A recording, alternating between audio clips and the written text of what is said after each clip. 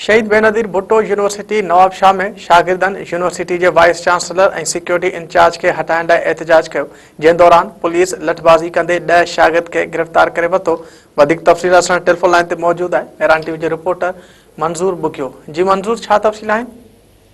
जी, शहीद बेनज़ीर भुट्टो यूनिवर्सिटी शहीद बेनज़ीराबाद में अज शागिर्दनि पारां यूनिवर्सिटी के वाइस चांसलर के हटाइण ऐं जेको यूनिवर्सिटी जो सिक्योरिटी इंचार्ज है नवीद लाखो उन जे हटाइण जे खिलाफ़ जेको आहे यूनिवर्सिटी गेट आॾो एहतजाजी मुज़ाहिरो कयो, जंहिं ते यूनिवर्सिटी इंतज़ामिया जेका आहे उहा शागिर्दनि सां ॻाल्हियूं करण आई ऐं ॻाल्हियुनि दौरान जेको आहे यूनिवर्सिटी इंतज़ामिया ऐं जेके पुलिस आहे उहा शागिर्दनि मथां कड़की पई ऐं लठबाज़ी थी। पुलिस पारां शागिर्दनि खे जेको आहे 10 शागिर्दनि खे खंभे जेके आहिनि उहे लाकअप कया विया आहिनि, जॾहिं त हिकिड़ो शागिर्द जेको आहे उहो ज़ख़्मी थियो आहे हिन में ऐं उते हवाई फायरिंग पिणु थी ऐं हिन वक़्तु यूनिवर्सिटी जे अंदरि जेको आहे उहो मैदान जंग बणियल आहे। शागिर्द जेके आहिनि उहे सरापा एहतजाज आहिनि ऐं यूनिवर्सिटी इंतज़ामिया पंहिंजे होद ते बीठल आहे त शागिर्दनि खे गिरफ़्तार कराईंदासीं। तव्हांखे ॿुधाईंदो हलां त यूनिवर्सिटी अंदरि जेको माज़ी करीब में थियो आहे त शागिर्दनि ते मुसलसल जेके आहिनि उहे केस दाख़िल कया पिया वञनि, जंहिंजे करे आए रोज़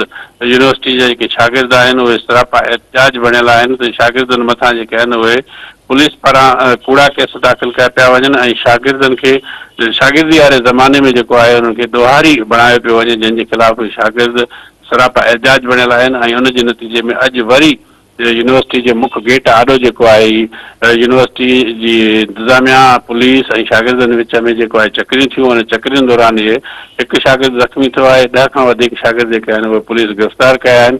हिन वक़्तु जेके शागिर्द अॻुवान आहिनि उन्हनि ऐं यूनिवर्सिटी जे जेके इंतज़ामिया आहिनि उन जे विच में ॻाल्हियूं हलंदड़ आहिनि। हाणे ॾिसिजे त उहे ॻाल्हियूं कामयाबु थियनि थियूं या वरी शागिर्द जेके आहिनि सरापा एहतजाज था। जी मंजूर, तव्हांजी महिरबानी।